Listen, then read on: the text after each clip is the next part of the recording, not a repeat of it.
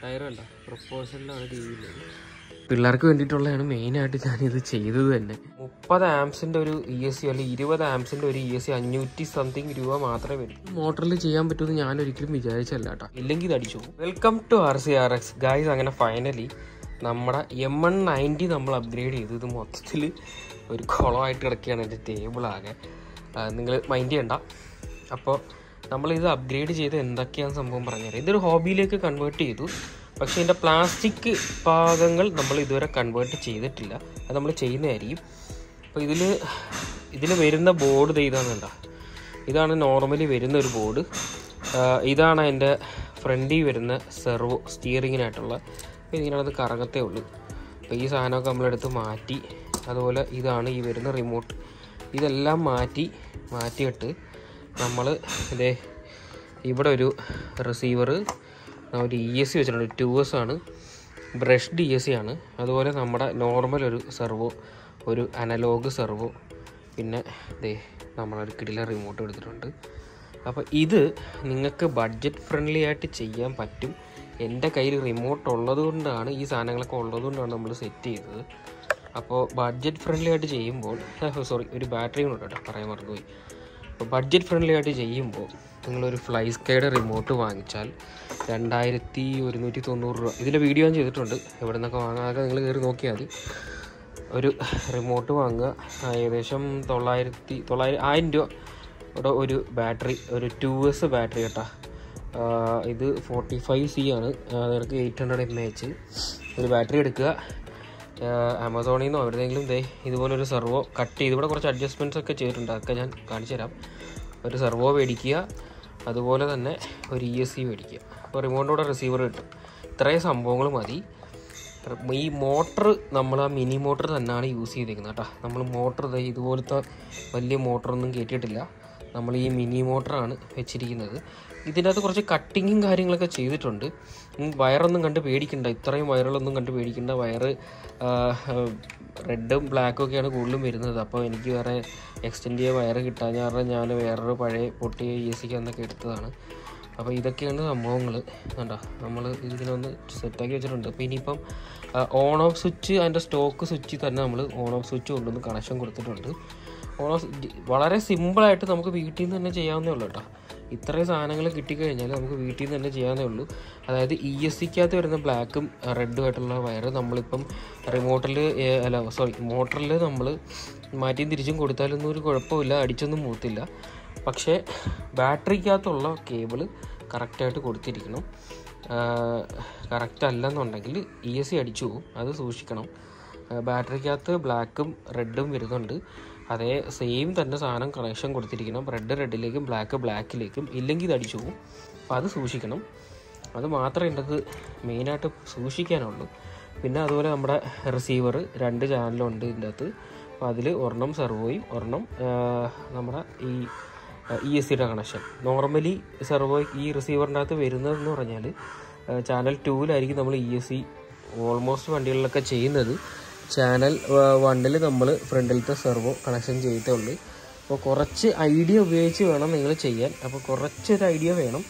കാര്യം ഈ സാധനം കറക്റ്റായിട്ട് സീറ്റ് ചെയ്യണം. ഞാനിത് കേബിൾ ടൈ വെച്ച് കെട്ടി വെച്ചിരിക്കണ്ട ഗൈസ്. നമ്മൾ ഓൾറെഡി സെർവോ ഉണ്ടോ, സെർവോയുടെ സൈഡ് 2 കട്ട് ചെയ്തു ഇതിൻ്റെ അകത്ത് വെച്ചിട്ടുണ്ട്. പക്ഷേ ഇത് കറക്റ്റായിട്ട് അങ്ങോട്ട് സീറ്റാണ്. അപ്പം നമുക്ക് ഇനി ചെയ്യാനുള്ള കാര്യം വെച്ചാൽ ഈ ഉൾഭാഗത്ത് ഇവിടെയൊക്കെ കുറച്ച് കട്ടിങ്ങൊക്കെ ചെയ്തിട്ടുണ്ട് ഓൾറെഡി, എന്നിട്ടും ഇത് കറക്റ്റായിട്ടില്ല. ഈ കട്ടിങ് നമ്മൾ അവിടെ നിന്ന് കട്ട് ചെയ്ത് മാറ്റണം. അപ്പോൾ അതിന് നമ്മൾ ഈ ഭാഗത്ത് ഇത് മാർക്ക് ചെയ്തിട്ട് ഇത് നമ്മൾ കട്ട് ചെയ്ത് മാറ്റണം. ഇത് കട്ട് ചെയ്ത് മാറ്റിക്കഴിഞ്ഞാൽ ഈ ഗ്രൂവിൻ്റെ അകത്തേക്ക് നമ്മുടെ സെർവോ പ്രോപ്പറായിട്ട് പ്ലേസ് ആവും. അങ്ങനെ പ്ലേസ് ആക്കണം. ഇല്ലെങ്കിൽ നമ്മുടെ ഈ ബോഡി ഈ ഭാഗം ടച്ചായിട്ട് ഇങ്ങനെ ഒരു സൈഡ് കൊണ്ട് ഇങ്ങനെ പൊങ്ങി നിൽക്കും. എന്തായാലും നമ്മൾ ഇത്രയൊക്കെ ചെയ്തത്, അതുകൊണ്ടാണ് ഇനിയിപ്പം ഇത് കൂടെ കട്ട് ചെയ്യുന്നത്.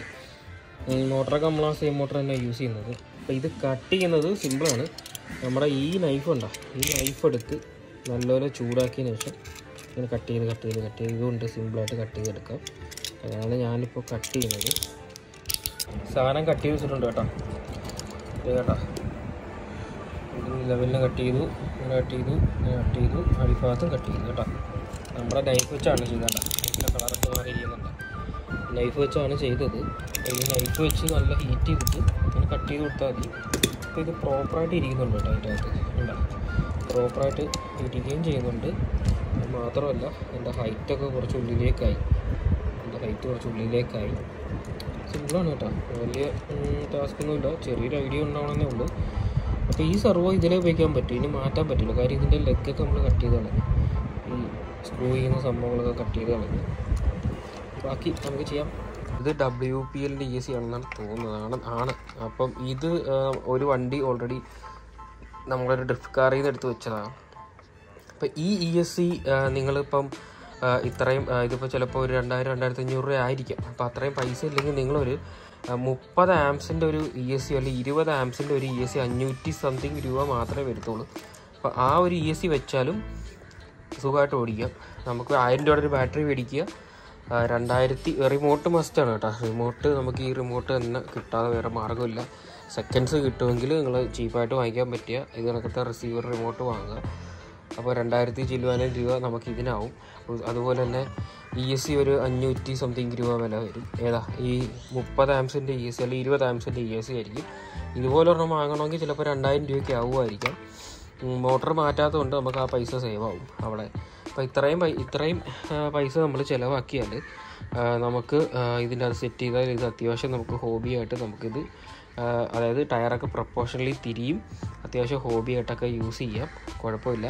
പിന്നെ ഇതിൻ്റെ അടിഭാഗത്തെല്ലാം പ്ലാസ്റ്റിക്കാണ്, അതെല്ലാം നമ്മൾ മാറ്റി മെറ്റലാക്കുന്നതായിരിക്കും. അതിപ്പോഴല്ല, ആദ്യം ഇതിൻ്റെ ഒരു വർക്ക് കഴിയട്ടെ. പനിയൊക്കെ ആയ കാരണം കുറേ നാളായിട്ട് വീഡിയോസൊന്നും ഇടുന്നില്ല, കുറച്ച് ബിസിയും കാര്യങ്ങളൊക്കെ ആയിരുന്നു. ഇതിപ്പോൾ നമ്മളിപ്പോൾ ഒരു ഡിഫൻഡറൊക്കെ എടുക്കുകയാണെങ്കിൽ നമുക്കറിയാമല്ലോ അതിൻ്റെയൊക്കെ പ്രൈസ് വരുന്നത്.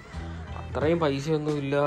ഒരു വണ്ടി വേണമെന്നും പറഞ്ഞ് ഭയങ്കരമായിട്ടുള്ള ആഗ്രഹമൊക്കെ ഉള്ള ഒരുപാട് പിള്ളേരുണ്ട്. അവർ ഒത്തിരി പേര് ചോദിക്കുന്നത്, കുഞ്ഞു പിള്ളേർ ഒത്തിരി പേര് ചോദിക്കുന്നുണ്ട്. അവർക്കൊക്കെ ഇത് ഒത്തിരി പേരിക്കും. ഇതിനെപ്പറ്റിയൊക്കെ നല്ല രീതിയിൽ അറിയാവുന്നവർ ഇത് കാണാതിരിക്കുക. അപ്പോൾ പിള്ളേർക്ക് വേണ്ടിയിട്ടുള്ളതാണ് മെയിനായിട്ട് ഞാനിത് ചെയ്തത് തന്നെ.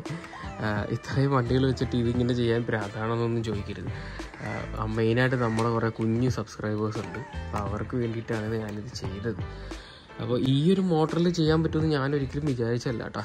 പക്ഷേ ഇതിൽ ചെയ്യാം, ഒരു കുഴപ്പമില്ല. ഞാൻ ഓടിച്ച് നോക്കി, സാധനമൊക്കെ അടിപൊളിയാണ്. അപ്പോൾ നമുക്ക് ഈ സംഭവങ്ങളൊക്കെ വാരി ഒന്ന് സെറ്റ് ചെയ്യാം. സെറ്റ് ചെയ്തതിന് ശേഷം നമ്മൾ അപ്ഗ്രേഡ് ചെയ്ത സാധനമാണ് കേട്ടോ, ചുമ്മാ തള്ളിയതല്ല. ഇത് നമ്മുടെ ഒരു ഹോബി റിമോട്ടാണ്. ഇത് കേട്ടോ, സ്റ്റിയറിങ് പ്രൊപ്പോഷനിൽ തിരിയിട്ട് അപ്ഗ്രേഡ് ചെയ്തിട്ടുണ്ട്. ഇതിന് ഭയങ്കര ഭീകരമായിട്ടുള്ള സ്പീഡ് കാര്യങ്ങളൊന്നും ഇല്ല കേട്ടോ. നമ്മുടെ മിനി മോട്ടറാണ് വെച്ചിരിക്കുന്നത്, അതുകൊണ്ട് ഭയങ്കര സ്പീഡ് കാര്യങ്ങളൊന്നും വരുന്നില്ല. പക്ഷെ ബാക്കി ഒരുവിധ സംഭവങ്ങളൊക്കെ കൺട്രോൾ ചെയ്യാൻ പറ്റും നമുക്ക്. നമ്മുടെ ഹോബിയിൽ വരുന്ന കണക്കെ തന്നെ സ്റ്റിയറിങ്ങിൻ്റെ ഡ്യുവൽ റേറ്റിങ്ങും കാര്യങ്ങളൊക്കെ നമുക്ക് കൺട്രോൾ ചെയ്യാം. ഇത് ടയറുണ്ടോ, വണ്ടി എടുത്തു.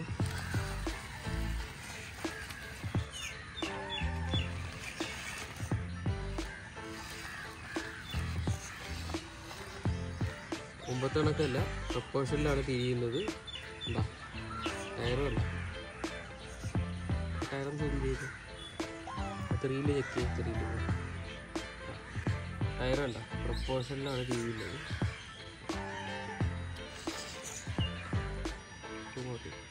മണ്ണിലേക്ക്